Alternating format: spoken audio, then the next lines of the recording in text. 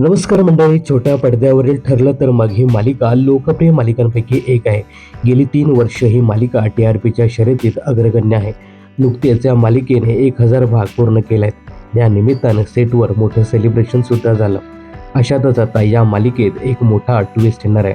एका नवीन पाहुण्याचं या मालिकेत आगमन होणार आहे. या संदर्भातील काही फोटोज मालिकेतील कलाकारांनी शेअर केले आहेत.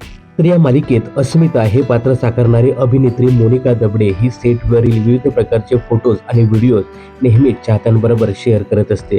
अशातच आता मोनिकाने एक फोटो शेअर केलाय, ज्यावरून मालिकेत लवकरच एक नवीन पाहुणा येणार असल्याचं दिसतंय. मोनिकाने काही दिवसापूर्वी सेटवरील एक फोटो शेअर केलेला, ज्यामध्ये ती डोहाळे जेवणाच्या कार्यक्रमाच्या गेटअपमध्ये दिसते. त्यामुळे सुभेदारांच्या घरी किल्लेदार देखील आलेले पाहायला मिळतात.